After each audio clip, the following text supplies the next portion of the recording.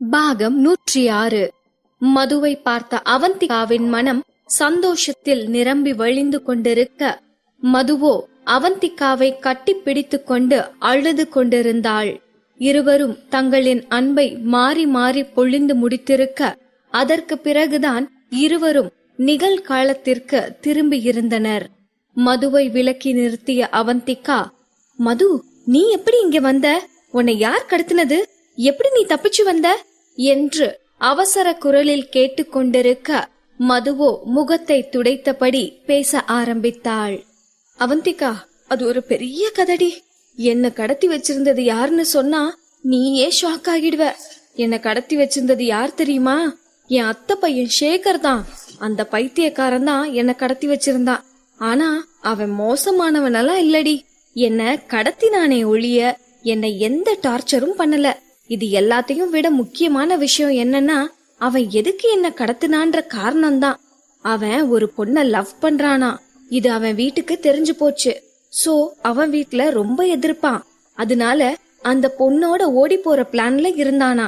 இதுவும் எப்படியோ எங்க சொந்தக்காரங்களுக்கு தெரிஞ்சு போச்சு. அப்புறம் என்ன, குடும்ப பஞ்சாயத்தை கூட்டிட்டாங்க. எங்க குடும்பத்துக்குன்னே ஒரு கிழவி ஒண்ணு இருக்கே, அது குடும்பமானம் போச்சு, கௌரவம் போச்சுன்னு லபோ திபோன்னு கத்த, கடைசியில இவங்க குடும்பமானத்தை காப்பாத்துறதுக்கு என்ன ஊர்ல இருந்து போய் சொல்லி வர வச்சு பலிகடாவாக்க பாத்திருக்காங்க.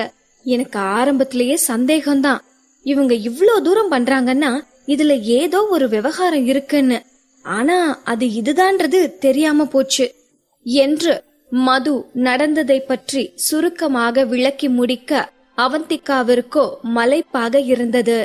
என்னடி சொல்ற? உன் அத்தை பையனா உன்னை கடத்தினது? ஆமா, இப்போ எப்படி அவன் உன்னை விட்டான் என்று அவந்திகா சந்தேகம் கேட்க, மதுவோ உதட்டை சுளித்தாள். ஆமா, அவன் என்னை விட்டுட்டு தான் மறு வேலை பாத்திருப்பான். ஒடிங்க, அவெல்லாம் என்ன விடல.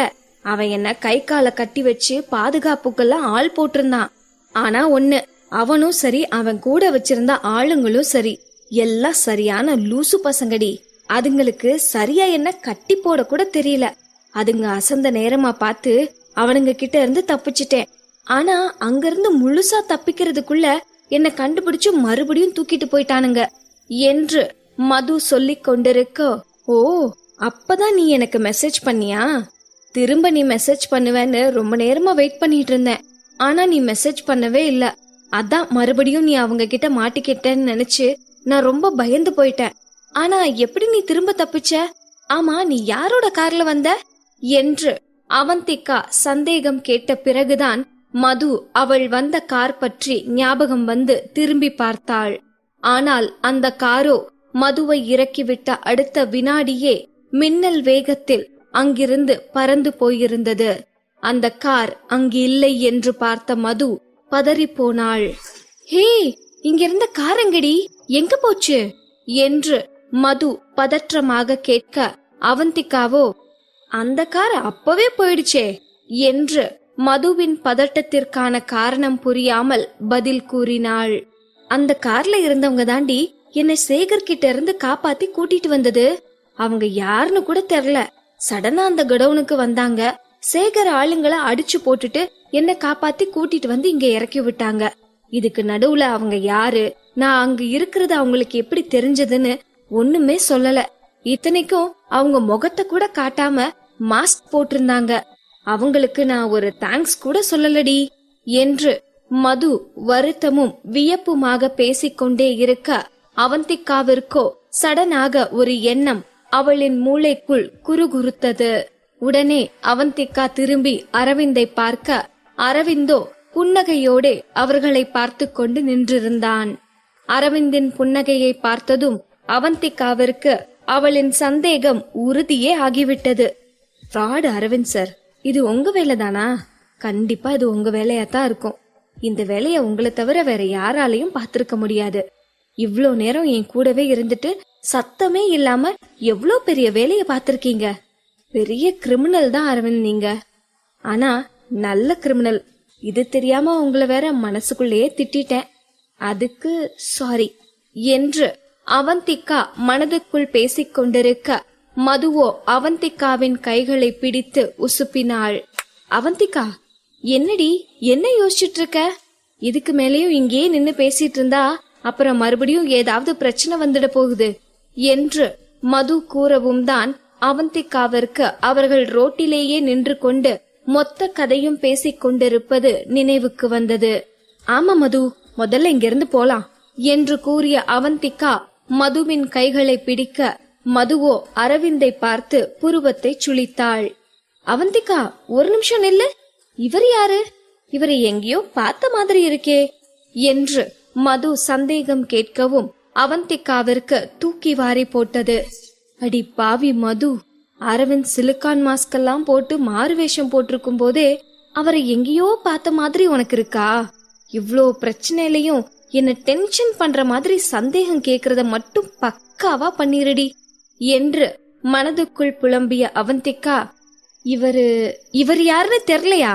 என்னோட அங்கிள் டி என்று ஜீவா ஆரம்பித்து வைத்த அங்கிள் கதையை அவந்திகா கூற மதுவுக்கோ சந்தேகம் குறைந்திருக்கவில்லை.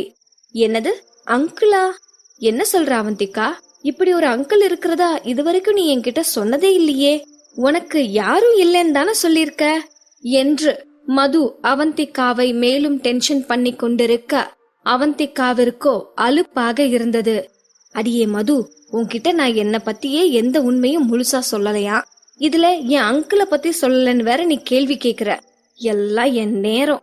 எப்படிப்பட்ட நேரத்திலயும் எல்லாரும் என்ன மட்டும் லாக் பண்ணி கேள்வி கேக்குறதுக்கு மறந்துடாதீங்க என்று சலித்து கொண்ட அவந்திகா மதுவிடம் என்ன சொல்லி சமாளிப்பது என்று யோசித்துக் கொண்டிருக்க, சரியாக அந்த நேரம் பார்த்து ஜெயராஜும் சம்பத்தும் அங்கு வந்து சேர்ந்தனர். இங்கேயா இருக்கீங்க? உங்களை எங்கெல்லாம் தேடுறது என்று சம்பத் கேட்டுக்கொண்டே வந்து நிற்க, அவர்கள் வந்ததே போதும் என்று அவந்திகா டாபிக்கை மாற்றினாள். அங்கிள், இங்க பாத்தீங்களா? இது யாருன்னு தெரியுதா? என்னோட ஃப்ரெண்டு மது. அந்த கடத்தல் கும்பல் கிட்ட இருந்து தப்பிச்சு வந்துட்டா என்று அவந்திகா சந்தோஷமாக கூறவும் சம்பத்தும் ஜெயராஜும் மதுவை ஆச்சரியமாக பார்த்தனர். சிஸ்டர், இவங்கதான் உங்க ஃப்ரெண்டு மதுவா? ஆமா, இவங்க எப்படி இங்க? ஜீவாதான் இவங்கள கூட்டிட்டு வந்தானா? அப்போ அவங்கெல்லாம் எங்க என்று ஜெயராஜ் கேட்டதும் தான் அவந்திகாவிற்கு ஜீவாவின் நினைவே வந்தது. மை காட், நான் எப்படி இத மறந்து போனேன் என்றவள் வேகமாக ஜீவாவிற்கு கால் செய்தாள். ஜீவா, நான் அவந்திகா பேசுறேன். மது இங்க வந்துட்டா. நீங்க எங்க இருக்கீங்க என்று விசாரித்தவள், அதெல்லாம் அப்புறம் சொல்றேன். முதல்ல நீங்க சீக்கிரமா இங்க கிளம்பி வாங்க. நாம உடனடியா இங்கிருந்து கிளம்பணும். கம் ஃபாஸ்ட் என்று அவசர குரலில் கூறியவள் போனை வைத்துவிட்டு ஜெயராஜை பார்த்தாள். அண்ணா, ஜீவா இன்னும் கொஞ்ச நேரத்துல வந்துடுவாரு. நாம அது வரைக்கும் கார்ல போய் வெயிட் பண்ணுவோம். இங்க நிக்க வேணாம் என்றவள் மதுவின் கைகளை பிடித்தபடி அவளை காருக்கு கூட்டி சென்றாள். மதுவுக்கோ அங்கு நடக்கும் எதுவும் புரியவில்லை. காருக்குள் போய் அமர்ந்ததும் அவந்திகாவை நச்சரிக்க ஆரம்பித்து விட்டாள். என்ன அவந்திகா, யாரு ஜீவா? யாருக்கு கால் பண்ணி பேசுன? இங்க என்னதான் நடக்குது என்று மது குழப்பமே உருவாக கேட்டு கொண்டிருக்க, அதற்கு பிறகுதான் அவந்திகா ஜீவாவை பற்றியும் அவன் நண்பர்களோடு மதுவை தேடி வந்திருப்பது பற்றியும் சுருக்கமாக கூறி முடித்தாள். அதை கேட்டதும் மதுவோ மீண்டும் அவந்திகாவை கட்டிப்பிடித்து கொண்டு அழ ஆரம்பித்தாள். அவந்திகா, நிஜமாவே நீதான் என்னோட பெஸ்ட் ஃப்ரெண்டு. உன்ன மாதிரி ஒரு ஃப்ரெண்டு கிடைக்க நான் கொடுத்து வச்சிருக்கணும். எனக்கு ஒரு பிரச்சனைன்னதும் இவ்ளோ ரிஸ்க் எடுத்து ஒரு டீமோட என்ன காப்பாத்த வந்திருக்கியே. உன்னை நினைச்சா அவ்வளோ பெருமையா இருக்கு என்று மது பூரிப்பில் பேசிக் கொண்டிருக்க, அரவிந்தும் சம்பத்தும் இந்த டிராமாவை எல்லாம் காருக்கு வெளியில் இருந்து பார்த்து கொண்டிருந்தனர். அரவிந்த் சார், மதுவை காப்பாத்துனதே நீங்க தான். ஆனா அந்த பொண்ண பாத்தீங்களா, எல்லா கிரெடிட்டையும் அவந்திகாவுக்கு கொடுத்துட்டு இருக்கு என்று சம்பத் அரவிந்த் காதில் கிசுகிசுக்கவும் அரவிந்த் சம்பத்தை முறைத்து பார்த்தான். சார், என்ன எதுக்கு முறைக்கிறீங்க? நான் உண்மையை தானே சொன்னேன். நீங்க தானே ஆளுங்களை வச்சு மது இருக்கிற லொகேஷன் கண்டுபிடிச்சு மதுவை காப்பாத்துனீங்க. இத அவந்திகா கிட்டையும் மத்தவங்க கிட்டையும் டைரக்டாவே சொல்லி செஞ்சிருக்கலாமே. எதுக்கு இத சீக்கிரட்டா பண்ணீங்க? அதுதான் எனக்கு புரியல என்று சம்பத் சந்தேகமும் குழப்பமுமாக கேட்க, அரவிந்தோ மெல்லிய குரலில், சம்பத், இதோட இத பத்தி பேசுறத ஸ்டாப் பண்ணு. இந்த விஷயம் அவந்திகாவுக்கோ இல்ல வேற யாருக்காவதோ தெரிஞ்சதுன்னா அப்புறம் என்கிட்ட நீதான் கஷ்டப்படுவ என்று அரவிந்த் சம்பத்தை சிம்பாலிக்காக மிரட்டவும் சம்பத்தோ கடுப்பாக முகத்தை திருப்பிக் கொண்டான். ஆமா, இந்நேரம் இந்த விஷயம் அவந்திகாவுக்கே தெரிஞ்சிருக்கும். இத நான் வேற போய் என்னன்னு சொல்றது? இந்த அசிஸ்டன்ட் வேலையை பாக்குறதுக்கு இந்த கிராமத்திலேயே 4-5 ஆடு மாடை வாங்கி மேய்க்கலாம் என்று சம்பத் கடுப்பாக வாய்க்குள்ளேயே முனகிக் கொண்டிருக்க அரவிந்தோ சம்பத்தின் முனகல் சத்தத்தை கேட்டு சம்பத்தை முறைத்து பார்த்தான். அரவிந்த் முறைப்பதை பார்த்த சம்பத், அரவிந்த் சார், இதெல்லாம் ஓவர். வாய்க்குள்ளேயே கூட முனக கூடாதா? அதுக்கு கூட எனக்கு உரிமை இல்லையா? நீங்க எதுக்கு என்னை இப்படி முறைச்சு பாக்குறீங்க? என்ன பாக்குறத விட்டுட்டு காருக்குள்ள பாருங்க. அவந்திகாவும் மதுவும் ஒரு முழு நீள சென்டிமெண்ட் டிராமாவை காமிச்சிட்டு இருக்காங்க, அத பாருங்க என்று சம்பத் காட்டமாக கூறவும் அரவிந்தோ சம்பத் கூறிய மாதிரி காருக்குள் பார்வையை திருப்பினான். அங்கோ அவந்திகாவும் மதுவும் இன்னமும் ஒருவரை ஒருவர் கொஞ்சிக் கொள்வதை நிறுத்தி இருக்கவில்லை. அவந்திகா, இந்த உலகத்திலேயே நீ தாண்டி பெஸ்ட் பர்சன் என்று மது அவந்திகாவை புகழ்ந்து கொண்டிருக்க இந்த டிராமா நீண்டு கொண்டிருப்பதை பார்க்க சகிக்காத ஜெயராஜ் காரில் இருந்து இறங்கி சம்பத் அருகில் போய் நின்றான். சம்பத்தும் ஜெயராஜும் ஒருவரை ஒருவர் பாவமாக பார்த்து கொண்டிருக்க அடுத்த கொஞ்ச நேரத்தில் ஜீவாவும் அவன் நண்பர்களும் அங்கு வந்து சேர்ந்தனர். அவர்கள் வருவதை பார்த்த ஜெயராஜ் வேகமாக காருக்குள் அமர்ந்திருந்த அவந்திகாவிற்கு விஷயத்தை கூற அவந்திகா மதுவோடு காரில் இருந்து இறங்கி ஜீவாவை பார்த்தாள். ஜீவா, மது வந்துட்டா. மதுவுக்கு ஒன்னும் ஆகல. இதுக்கெல்லாம் உங்களுக்கு நான் தான் தேங்க்ஸ் சொல்லணும். தேங்க்யூ சோ மச் ஜீவா என்று அவந்திகா சந்தோஷமாக கூறிக்கொண்டிருக்க மதுவோ அவந்திகா கூறியதை வைத்துக்கொண்டு மதுவை காப்பாற்றியது ஜீவாவின் ஆட்கள்தான் என்று தவறாக புரிந்து கொண்டாள். ஓ, இவர் அனுப்பின ஆளுங்க தான் என்னை காப்பாத்தினதா? வாவ், எவ்வளவு ஹேண்ட்ஸமா இருக்காரு. இப்படி ஒருத்தருக்காக தானே இவ்ளோ நாளா காத்துட்டு இருந்தேன் என்று மது தன்னையும் மறந்து ஜீவாவை ரசித்துக் கொண்டிருக்க ஜீவாவோ சந்தோஷத்தில் துள்ளிக் கொண்டிருக்கும் அவந்திகாவை ரசித்துக் கொண்டிருந்தான். இவர்களுக்கு நடுவில் நின்று கொண்டிருந்த அரவிந்தோ ஜீவாவின் காதல் பார்வையை புரிந்து கொண்டு கோபத்தில் சம்பத்தின் கால்களை மிதித்து நசுக்கிக் கொண்டிருந்தான். இப்படியாக ஒரு முக்கோண காதல் கதை ஆரம்பம் ஆனதை பார்த்து அங்கிருந்த வேப்பமரம் தன் பூக்களை தெளித்து சிரித்து கொண்டிருக்க அவந்திகாவும் மதுவும் நடக்க போகும் விபரீதத்தை புரிந்து கொள்ளாமல் தூவும் பூ சாரலை ரசிக்க ஆரம்பித்தனர். புயலையும் ரசிக்கும் பெண்களும் இருக்கத்தானே செய்கிறார்கள். பாகம் 107. அவந்திகாவும் மதுவும் சில்லென்ற காற்றில் தூறல் போடும் வேப்பம் பூக்களை ரசித்து பார்த்து கொண்டிருக்க அவந்திகாவின் மீதான ஜீவாவின் காதல் பார்வையோ அரவிந்தை கடுப்பேற்றிக் கொண்டிருந்தது.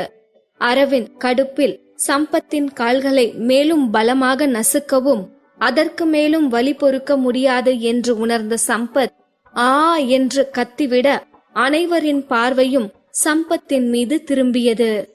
என்னாச்சு என்று அங்கிருந்தவர்கள் ஒருமிதமாக சம்பத்தை பார்த்து கேட்க சம்பத்தால் உண்மையை கூற முடியாமல் தவித்தான். பின் என்ன, அரவிந்த் தன் காலை மிதித்ததால் தான் கத்தினேன் என்று சம்பத்தால் எப்படி கூற முடியும்? அரவிந்த் தான் அவனின் பாஸ் ஆயிற்றே. அதனால் சம்பத் உண்மையை கூறாமல் அங்கிருந்தவர்களை பார்த்து கத்த ஆரம்பித்தான். இப்போ இந்த இயற்கை அழக ரசிக்கிறதுக்கா இங்க வந்திருக்கோம்?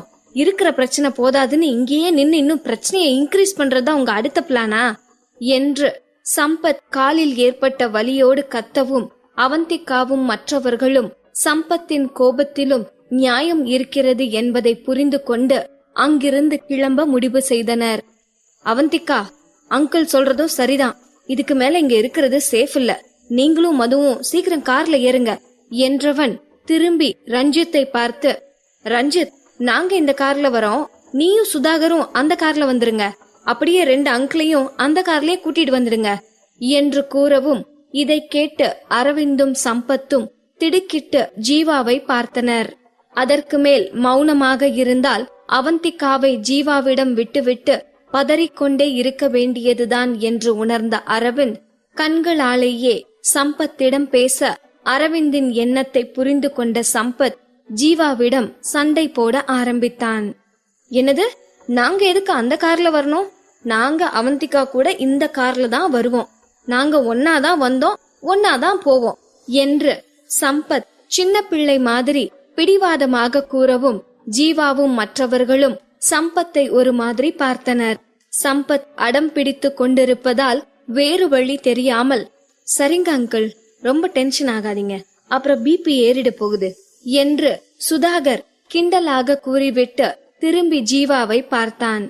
ஜீவா, நீ கார் ஓட்டுவதானே என்று சுதாகர் யோசனையோடு கேட்க, ஜீவா அதுக்கென்ன, நானே கார் ஓட்டுறேன் என்று பதில் கூறிவிட்டு ஜெயராஜை சுதாகர் காரில் வருமாறு கூறினான்.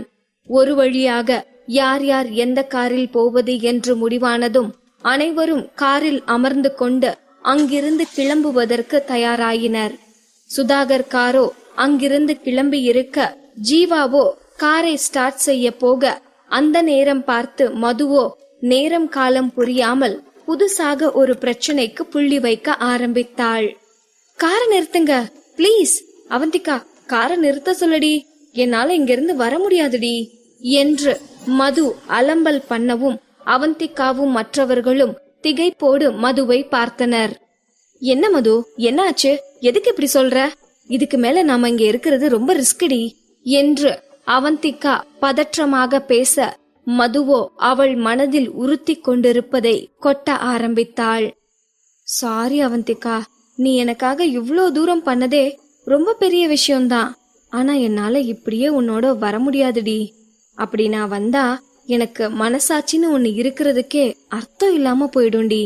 நானும் இத பத்தி யோசிக்க கூடாதுன்னு நினைச்சாலும் என்னால முடியல அவந்திகா என்று மது கண் கலங்க கூறவும் அவந்திகாவோ மேலும் பதட்டமடைந்தாள். என்ன சொல்ற மது, எதுக்கு இப்படி எல்லாம் பேசுற? எனக்கு ஒன்னும் புரியலடி, எதுவா இருந்தாலும் தெளிவா சொல்லுடி, எனக்கு டென்ஷன் ஆகுது என்று அவந்திகா பதட்டத்திலும் பயத்திலும் கத்த, மதுவோ உன்கிட்ட ஒரு முக்கியமான விஷயத்த சொல்லாம விட்டுட்டேன்டி. சேகர் என்ன கடத்தினதுக்கான காரணத்தை பாதிதான் உன்கிட்ட சொன்னேன், இன்னும் மீதிய சொல்லாம விட்டுட்டேன் என்று மது புதிதாக ஒரு விடுகதை போடவும் அவந்திகாவிற்கோ கண்ணெல்லாம் இருட்டி கொண்டு வந்தது. முந்தைய நாள் இரவிலிருந்து மதுவிற்காக இப்படி ஒரு டீமை கூட்டிக் கொண்டு வாழ்வா சாவா என்னும் அளவுக்கு பீதியாகி ஒரு வழியாக எல்லா பிரச்சனையும் முடிந்தது என்று நினைத்து கொண்டு கிளம்ப போகும் சமயத்தில் மது இப்படி ஒரு பீடிகையை போட்டு கொண்டிருக்க அவந்திகாவால் எப்படி தெளிவாகவும் தெம்பாகவும் யோசிக்க முடியும்? அவந்திகாவிற்கு இருக்கும் எரிச்சலில் மதுவை 4 அறை அறைய வேண்டும் என்று அவந்திகாவிற்கு ஆத்திரமாக வந்தது. இருந்தாலும் மதுவும் நேற்றிலிருந்து கஷ்டப்பட்டிருக்கிறாள் என்பதை உணர்ந்து அவந்திகா அவளின் ஆத்திரத்தை அடக்கிக் கொண்டாள். ஜீவாவோ அவந்திகாவின் கோபத்தை உணர்ந்து அவந்திகா கோபப்பட்டு எதுவும் பேசிவிடக் கூடாது என்று முந்திக் கொண்டு மதுவை விசாரிக்க ஆரம்பித்தான்.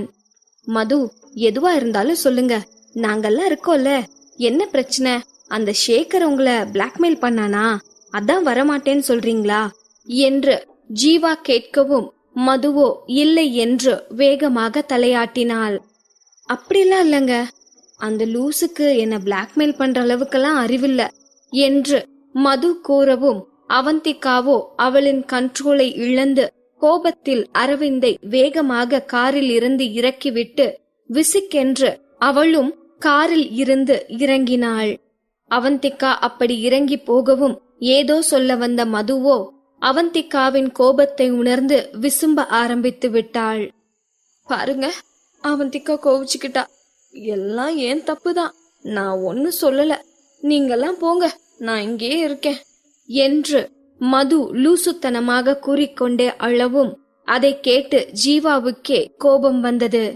ஏங்க, என்ன ஒரே வார்த்தையில இப்படி சொல்லிட்டீங்க? உங்களை கூட்டிட்டு போறதுக்கு தான் நாங்க நைட்ல இருந்து நாயாப்பையே அலைஞ்சிட்டு இருந்தோம். நீங்க என்னன்னா இப்படி பட்டுன்னு சொல்லிட்டீங்க. உங்களை இப்படி பாதிலேயே விட்டுட்டு போறதுக்கு அவந்திகா எங்களை இவ்ளோ தூரம் கூட்டிட்டு வந்திருக்காங்க. எங்களுக்காக இல்லனாலும் உங்க மேல உயிரையே வச்சிருக்க அவந்திகாக்காகவாது நீங்க யோசிச்சு பேசுங்க என்று ஜீவா கூறவும் தான் மது அவள் பேசியது எவ்வளவு தவறு என்று உணர்ந்து ஜீவாவிடம் மன்னிப்பு கேட்டாள். சாரிங்க, நான் அப்படி மீன் பண்ணல. நீங்க எனக்காக எவ்வளவு கஷ்டப்பட்டிருக்கீங்கன்னு எனக்கு புரியுது. அதுக்காக நான் லைஃப் லாங் உங்களுக்கு கடமைப்பட்டிருக்கேன் தான். ஆனா நான் என்ன சொல்ல வரேன்னு நீங்களாவது கோபப்படாம கொஞ்சம் பொறுமையா கேளுங்க என்று மது பாவமாக முகத்தை வைத்துக்கொண்டு பேசவும் ஜீவாவிற்கோ மதுவை பார்த்து பாவமாக இருந்தது. சரிங்க, சொல்லுங்க, நான் கோவப்படாம கேக்குறேன் என்று ஜீவா கூறவும் தான் கண்களை துடைத்து கொண்ட மது கடகடவென்று அவள் சொல்ல நினைத்ததை சொல்ல ஆரம்பித்தாள். சேகர் இருக்கான்ல, அவன் லவ் பண்ற பொண்ண எங்க வீட்டு ஆளுங்க தான் கடத்தி வச்சிருக்காங்களாம். அந்த பொண்ணை எங்கேயோ ஒளிச்சு வச்சுட்டு தான் சேகரை இந்த கல்யாணத்துக்கு கட்டாயப்படுத்தி சம்மதிக்க வச்சிருக்காங்க. அந்த கடுப்புல தான் அவன் என்ன கடத்திட்டு போயிருக்கான். இதெல்லாம் எனக்கு அவங்க பேசினது வச்சுதான் தெரிஞ்சது. சேகர் மோசமானவளா இல்லங்க. அந்த பொண்ணுக்காக அவன் எப்படியெல்லாம் அழுதான் தெரியுமா? அவன் அந்த பொண்ண உண்மையா லவ் பண்றான். நாம இப்படியே அவங்கள விட்டுட்டு போயிட்டா அப்புறம் அவங்க 2 பேருக்கும் என்ன வேணா நடக்கலாம். அப்படி ஏதாவது தப்பா நடந்தா அப்புறம் வாழ்க்கை முழுக்க நான் கில்ட்டி ஃபீலிங்ல நரக வேதனை தான் அனுபவிக்கணும் என்று மது கண் கலங்க கூறி முடித்திருக்க, மது கூறியதை கேட்ட ஜீவாவிற்கோ மதுவின் மீது ஒரு பெரிய மரியாதையே வந்திருந்தது. இப்படி ஒரு நெருக்கடி நேரத்திலும் தன்னை கடத்தி கொண்டு சென்றவனின் நல்லதை பற்றி யோசிக்கும் மதுவை யாருக்குத்தான் பிடிக்காது? அப்படித்தான் ஜீவாவிற்கும் மதுவை பிடித்திருந்தது. ஆனால் அது வெறும் மரியாதையும் நட்பும் மட்டும்தான். மது கூறியதையெல்லாம் கேட்ட ஜீவாவோ இதை பற்றி அவந்திகாவிடம் எடுத்து கூற, அவந்திகாவிற்கோ அவள் மதுவின் மீது அப்படி கோபப்பட்டிருக்க கூடாது என்று வருத்தமாக இருந்தது. சாரி மது, நான் உன் மேல அப்படி கோபப்பட்டு வந்திருக்க கூடாது. உன் மனசுல என்ன இருக்குன்னு கூட என்னால புரிஞ்சுக்க முடியல பாரு. நான் தப்பு பண்ணிட்டேன் மது என்று அவந்திகா மனதின் ஆழத்திலிருந்து வருந்தி பேசிக் கொண்டிருக்க, மதுவோ அவந்திகாவை கட்டிப்பிடித்து கொண்டாள். இல்ல அவந்திகா, என் மேலதான் தப்பு. நான் இத உன்கிட்ட வந்ததும் சொல்லிருக்கணும். ஆனா எனக்கு அப்போ இருந்த ஷாக்ல மைண்ட் அப்படியே பிளாங்க் ஆகி இருந்தது. எல்லாம் ஏன் தப்பு தாண்டி. நீ எனக்கு நல்லது மட்டும்தான் செய்யற. ஆனா பாரு, நான் தான் உனக்கு திரும்ப திரும்ப பிரச்சனைய கிரியேட் பண்ணி விடுறேன். அதுக்கு நான் தான் அவந்திகா சாரி கேட்கணும் என்று இருவரும் மாறி மாறி சாரி கேட்டு கொண்டிருக்க, அதை பார்த்தவர்களுக்கோ ஒரு பக்கம் அங்கிருக்கும் அவசர நிலையை நினைத்து கடுப்பாக இருந்தாலும், இன்னொரு பக்கமோ இப்படி ஒரு நல்ல நட்பை பார்க்கும் திருப்தியும் அவர்களுக்குள் ஏற்படத்தான் செய்தது. போதும் போதும், இப்படியே சாரி கேட்டுட்டு இருந்தா எப்படி?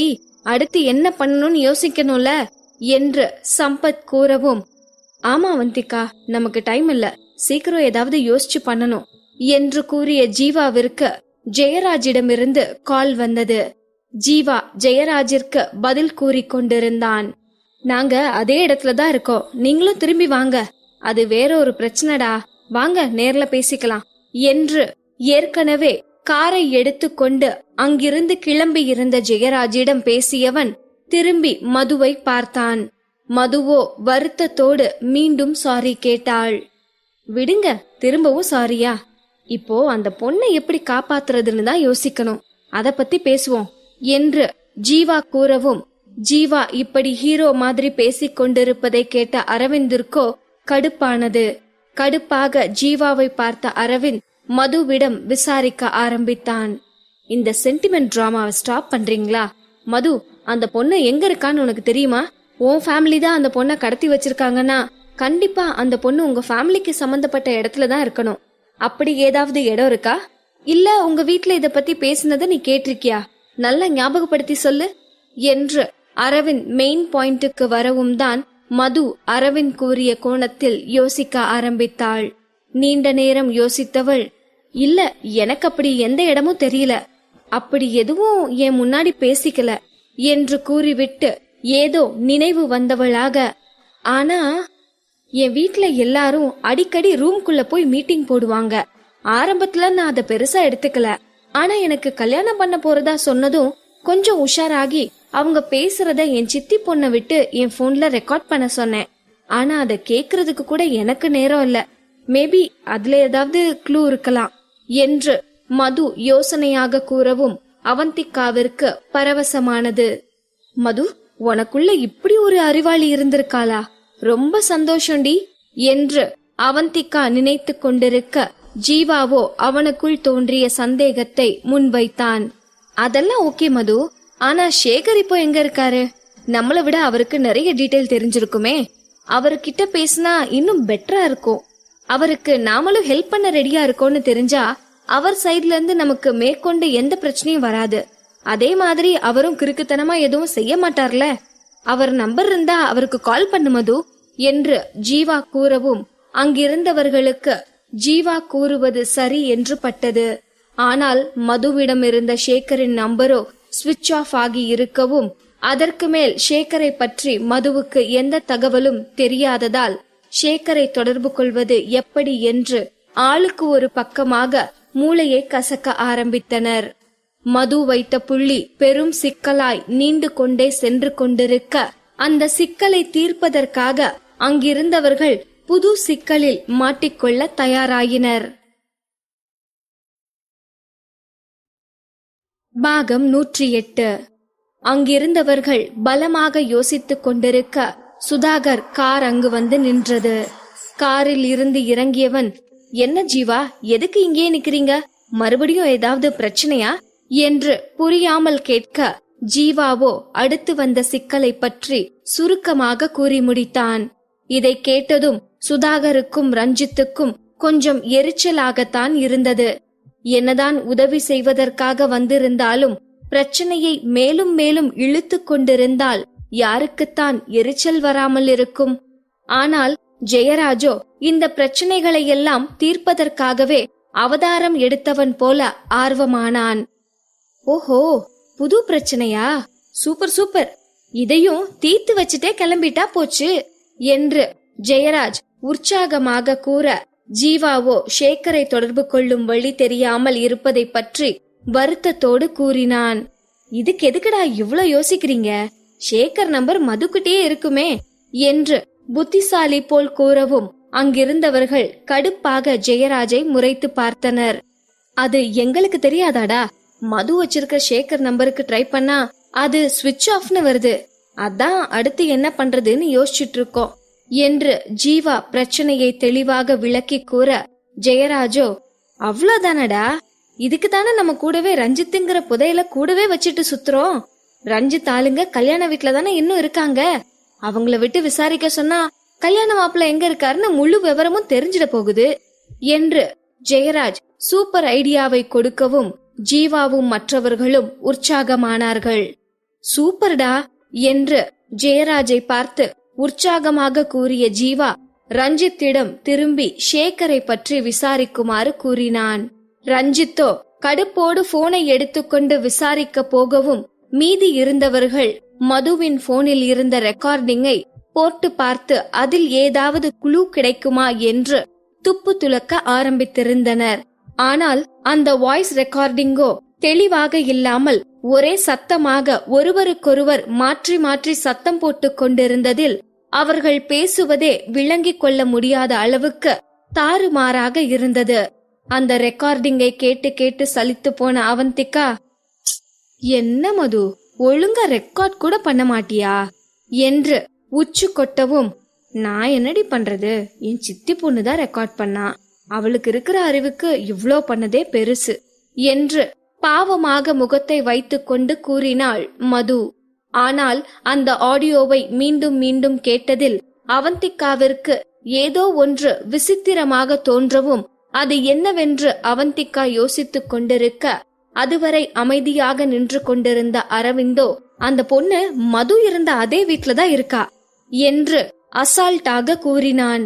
அரவிந்த் அப்படி கூறவும் அங்கிருந்தவர்கள் மொத்தமாக அரவிந்தை யோசனையோடு பார்க்க அவந்திகாவிற்கோ இதே சந்தேகம் இருந்திருந்தாலும் அரவிந்த் எதை வைத்து இப்படி சொல்கிறான் என்று தெரிந்து கொள்ள ஆர்வமானாள். எப்படி சொல்றீங்க, அந்த பொண்ணு கல்யாண வீட்டுலதான் இருக்கான்னு என்று அவந்திகா யோசனையோடு கேட்க அரவிந்த் அவன் யூகத்திற்கான விளக்கத்தை கூற ஆரம்பித்தான். முதல் விஷயம், அந்த ஆடியோல பேக்ரவுண்ட்ல கேட்ட ஒரு வாய்ஸ், அவ ரூம்ல தானே இருக்கா, அவ என்ன பண்றான்னு பாரு. ஒரு மேல் வாய்ஸ் சொன்னதுக்கு அடுத்த ஃபியூ மினிட்ஸ்ல ஒரு ஃபீமேல் வாய்ஸ் ரிப்ளை பண்ணிருக்கு. அவ ரூம்ல தான் இருக்கா, ஒன்னும் பிரச்சனை இல்லைன்னு. அடுத்த ஃபியூ மினிட்ஸ்லயே ரிப்ளை பண்ணிருக்கு. சோ அவ்வளோ சீக்கிரத்துல செக் பண்ணிட்டு வராங்கன்னா கண்டிப்பா அந்த பொண்ணு அந்த வீட்ல தான் இருக்கணும் என்று அரவிந்த் கூறிய முதல் விளக்கத்திலேயே மொத்த பேரும் ஆச்சரியமாக அரவிந்தை பார்த்தனர். அந்த பேக்ரவுண்ட் வாய்ஸை மற்றவர்கள் கவனித்திருக்க கூட இல்லை. ஆனால் இவன் எப்படி கவனித்தான் என்று அனைவருக்கும் ஆச்சரியமாக இருந்தது. அவந்திகாவோ, எஸ், இதேதான் நானும் நினைச்சேன். அது மட்டும் இல்ல, பேக்ரவுண்ட்ல இன்னொரு வாய்ஸும் கேட்டுச்சு. அவளை போய் இங்க கொண்டு வந்து வச்சிருக்கீங்க, அவ தராதரம் என்ன அப்படின்னு ஏதோ பேச ஸ்டார்ட் பண்ணி அப்படியே அவங்க வாய்ஸ் டிம் ஆயிடுச்சு. இத வச்சு பார்த்தாலும் அவங்க அந்த வீட்டை தான் மென்ஷன் பண்றாங்கன்னு தோணுது. இன்னொரு விஷயம், சேகருக்கு ஏற்கனவே அந்த பொண்ணை கடத்தின விஷயம் தெரிஞ்சிருக்கு. சோ வெளியில வேற எங்கேயாவது வச்சிருந்தா இந்நேரம் அந்த பொண்ணை தேடி கண்டுபிடிச்சிருப்பார்ல. ஆனா அவரால் இன்னமும் அந்த பொண்ணை கண்டுபிடிக்க முடியலன்னா அது மதுவோட பாட்டி வீடா தானே இருக்கணும். அங்கதான் எல்லா சொந்தக்காரங்களும் இருக்காங்க. அவங்க அலர்ட்டா அங்க செக்யூரிட்டி வேலை பார்த்தா சேகரால கண்டிப்பா அந்த பொண்ணை அங்க இருந்து கூட்டிட்டு போக முடியாது. சோ அந்த பொண்ணு அங்கதான் இருக்கணும்னு எனக்கும் தோணுது என்று அவந்திகா கூறி முடித்ததும் தான் மதுவுக்கு ஒன்று நினைவுக்கு வந்தது. ஆமா அவந்திகா, நீ சொல்றது சரிதான். இப்போதான் எனக்கு ஒரு விஷயம் ஞாபகத்துக்கு வருது. நான் இங்க வந்ததுல இருந்தே சேகரை வீட்டுக்குள்ள யாருமே விடல. அவன் ஒரு முறை வந்தப்போ கூட அவசரமா அவனை வேற வேலை சொல்லி அனுப்பி விட்டுட்டாங்க. என்னையும் வீட்டை சுத்தி பார்க்க விடாம ஒரே ரூமுக்குள்ளதான் இருக்க சொன்னாங்க. அப்புறம் ஒரு ரூமுக்குள்ள இருந்து மொனகல் சத்தம் கூட கேட்டுச்சு. நான் என்னன்னு கேட்டதுக்கு பூனை அது இதுன்னு சொல்லி என்ன டைவர்ட் பண்ணிட்டாங்க என்று மது யோசித்தபடியே கூறவும் அவந்திகாவோ கடுப்பானாள். ஆமடி, இத ஏன் இப்ப சொல்ற? நாளைக்கு சொல்ல வேண்டியதானே? எவ்ளோ நேரம் மண்டைய உடைச்சுக்கிட்டு யோசிச்சுட்டு இருக்கோம், இப்பதான் சாவகாசமா இதெல்லாம் சொல்ற என்று அவந்திகா மதுவை முறைக்கவும் மதுவோ பதில் எதுவும் பேசாமல் தலையை தொங்க போட்டு கொண்டாள். அவந்திகாவை பார்த்த ஜீவாவோ, அவந்திகா, இப்போ நீங்க கோவிச்சுக்கிறதுக்கெல்லாம் நேரம் இல்ல. எப்படியோ அந்த பொண்ணு அங்கதான் இருக்குன்னு சந்தேகம் வந்துருச்சு. ஒருவேளை நீங்க யூகிச்ச மாதிரியே அந்த பொண்ணு அங்கதான் இருக்குன்னு வச்சுக்கோங்க, அடுத்து என்ன பண்றது என்று ஜீவா கேட்கவும் அவந்திகாவிடமோ அதற்கு பதில் இல்லை. ஆனால் மதுவோ சடனாக, நானே அங்க போறேன், போய் அந்த பொண்ணை கூட்டிட்டு வரேன் என்று கூறவும் மொத்த பேரும் அதிர்ச்சியாக மதுவை பார்த்தனர். அவந்திகாவிற்கோ பயங்கரமாக டென்ஷன் ஆனது. ஹே மது, லூசாடி நீ? என்ன பேசுறேன்னு தெரிஞ்சுதான் பேசுறியா, இல்ல பேசணும்னு பேசிட்டு இருக்கியா? கொஞ்சமாவது உனக்கு அறிவு இருக்கா? அங்கிருந்து தப்பிச்சு வர்றதுக்குள்ள நீ எவ்வளவு கஷ்டப்பட்டேன்னு உனக்கு நான் சொல்லிதான் தெரியணுமா? அங்க போனா அடுத்து என்ன நடக்கும்னாவது தெரியுமாடி என்று அவந்திகா ஆதங்கத்தில் பேசிக் கொண்டிருக்க மதுவோ சர்வசாதாரணமாக, திரும்ப கல்யாணம் பண்ண ட்ரை பண்ணுவாங்க அதானடி. ஆனா நான் போகலேனா அந்த பொண்ணுக்கு என்ன நடக்கும்னு உன்னால சொல்ல முடியுமா? ஒருவேளை தப்பா ஏதாவது நடந்துச்சுன்னு வை, அதுக்கப்புறம் நம்மளால என்ன பண்ண முடியும்டி? இதெல்லாம் யோசிச்சுதான் சொல்றேன், திரும்ப நானே போறேன் என்று மது திட்டவட்டமாக கூறவும் அவந்திகாவிற்கோ அலுப்பாக இருந்தது. மது, அந்த பொண்ணு அங்க இருந்து கூட்டிட்டு வரணும், அதுதானே இப்ப முக்கியம். அதுக்கு எதுக்கு நீ போகணும்? வேணும்னா நான் போறேன், நான் போய் அந்த பொண்ணை கூட்டிட்டு வரேன் என்று அவந்திகா கூற மதுவோ வேகமாக நோ என்று தலையாட்டினாள். உன்னால முடியாது அவந்திகா, அந்த வீட்டுக்குள்ள அவ்வளோ ஈஸியா போய் அந்த பொண்ணை கூட்டிட்டு வர்றதெல்லாம் பாசிபிளே இல்ல என்று மது கூற, அப்போ உன்னால மட்டும் ஈஸியா கூட்டிட்டு வந்துட முடியுமா என்று வாதாடினாள் அவந்திகா. இப்படி இருவருமாக பேசிக் கொண்டிருப்பதை பார்த்த ஜெயராஜோ கடுப்பாகி, அப்ப 2 பேருமே போங்களே, இதுக்கு எதுக்கு இவ்ளோ ஆர்குமெண்ட் என்று கூறவும் இருவருமே அந்த வார்த்தையை பிடித்து கொண்டு இருவருமே அங்கு செல்வது என்று முடிவுக்கு வந்தனர். ஆனால் இதில் ஜீவாவிற்கும் அரவிந்திற்கும் உடன்பாடு இருக்கவில்லை. அவந்திகா, நீ போக வேண்டாம், மதுவோட நான் போறேன் என்று அரவிந்த் கூற அதே வார்த்தைகளை ஜீவாவும் அச்சு பிசகாமல் கூறினான். இப்படியாக அடுத்து ஒரு ஆர்குமெண்ட் வரவும் கடைசியில் 4 பேருமே போவது என்று இறுதியான ஒரு முடிவுக்கு வந்திருந்தனர்.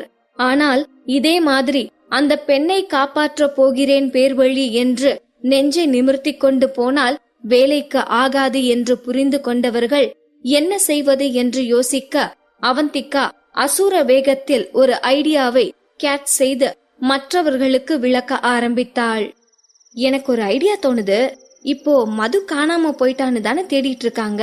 சோ நாம அவங்க வழியிலேயே போய் அந்த வீட்டுக்குள்ள ஈஸியா புகுந்துடலாமே என்று அவந்திகா கூறவும் அங்கிருந்தவர்களோ அவந்திகாவின் ஐடியா புரியாமல் முழிக்க ஆரம்பித்தனர். ஓகே, நான் தெளிவாவே சொல்றேன். மதுவை யாரோ கடத்திட்டு போனப்போ மது அவங்க கிட்ட இருந்து தப்பிச்சு ஓடி வர வழியில அவளை பார்த்து நாம அவளை காப்பாத்திட்டோம். அவளை பத்திரமா அவ வீட்டுக்கு கொண்டு போய் விடுறோங்கிற பேர்ல அவ வீட்டுக்குள்ள நுழைறோம். எப்படி என் ஐடியா என்று அவந்திகா உற்சாகமாக கூற, இது சரியாக வருமா என்று அனைவரும் சந்தேகமாக அவந்திகாவை பார்த்தனர். என்ன இப்படி பாக்குறீங்க? இது கண்டிப்பா ஒர்க் அவுட் ஆகும் என்று அவந்திகா உறுதியாக கூற, மதுவோ, எல்லாம் சரி அவந்திகா, ஆனா நானே கல்யாணம் வேணான்னு சொல்லிட்டு அடம் பிடிச்சிட்டு இருந்தேன். அவங்களே என்ன ஹவுஸ் அரெஸ்ட்ல தான் அந்த வீட்டுல வச்சிருந்தாங்க. அப்படி இருக்கும்போது அந்த கடத்தல்காரங்க கிட்ட இருந்து தப்பிச்சு திரும்ப நானா அந்த வீட்டுக்கு போனா சந்தேகப்பட மாட்டாங்களா? யாரா இருந்தாலும் அப்படியே தப்பிச்சு போகத்தானே நினைப்பாங்க. அப்படி இருக்கும்போது நீ சொல்ற மாதிரி நான் என் வீட்டுக்கு போய் நின்னா எல்லாருக்கும் கண்டிப்பா சந்தேகம் வந்துரும் என்று மது கூறியதும் அவந்திகாவிற்கும் மது கூறுவது லாஜிக்காகத்தான் தோன்றியது. ஆமால, அதை யோசிக்காம விட்டுட்டேனே என்று யோசித்தவள், எஸ், இதுக்கும் ஒரு வழி இருக்கு. நீ மயக்கத்துல இருக்கிற மாதிரி நடி. நான் உன் போன்ல இருந்து உன் அம்மாவுக்கு கால் பண்ணி இப்படி நீ மயக்கமா ரோட்ல கிடக்குற, எங்க வரணும்னு கேக்குறேன். எப்படியும் அவங்க அட்ரஸ் சொல்வாங்க. அப்புறம் என்ன, யாருக்கும் எந்த சந்தேகமும் வராது என்று கூறவும் ஒரு வழியாக அனைவரும் அவந்திகாவின் ஐடியாவிற்கு சம்மதித்தனர். அதற்கு பிறகு அந்த வீட்டிற்கு போய் என்ன செய்ய வேண்டும் என்றும், மது வீட்டுக்கு செல்பவர்களை தவிர்த்து மீதி இருப்பவர்கள் என்ன செய்ய வேண்டும் என்பதையும் மேலோட்டமாக ஆலோசித்து முடித்த பிறகு அவந்திகா மதுவின் அம்மாவிற்கு கால் செய்தாள். மதுவின் நம்பரிலிருந்து கால் வரவும் மதுவின் அம்மா பதறி துடித்து பேசவும் அவந்திகா அவள் யோசித்து வைத்த மாதிரி பேசி மதுவின் அட்ரஸை கேட்டு தெரிந்து கொண்டு போனை வைத்திருந்தாள். சக்சஸ், உன் அம்மா அட்ரஸ் சொல்லிட்டாங்க மது. இதுக்கு மேல நம்ம டிராமாவை ஸ்டார்ட் பண்ணிட வேண்டியதான் என்று அவந்திகா உற்சாகமாக டிராமாவிற்கு தயாராக நால்வரும் மதுவின் வீட்டுக்கு புறப்பட்டனர். ஆனால் என்னதான் பிளான் போட்டாலும் தியரியை விட பிராக்டிக்கல் வேறு மாதிரி தானே இருக்கும்.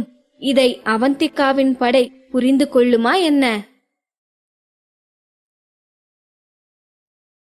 பாகம் 109. ஜீவாவின் கார் மதுவின் வீட்டிற்கு முன் வந்து நின்றது. மதுவின் ஒட்டுமொத்த சொந்தக்காரர்களும் வாசலில் வெறித்தனமாக நின்று கொண்டிருக்க அவந்திகா தன் மடியில் கிடக்கும் மதுவின் காதில் மெல்லிய குரலில் கிசுகிசுத்தாள்.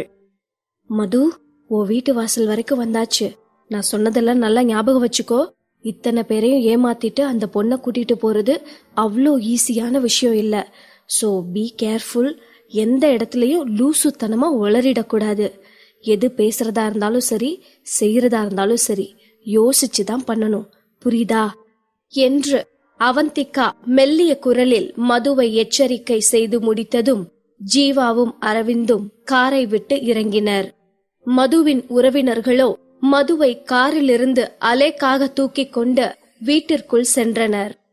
மதுவின் சொந்தக்காரர்கள் அனைவரும் வீட்டிற்குள் போன பிறகு மதுவின் அம்மா சோகமான முகத்தோடு அவந்திகாவிடம் வந்தார்.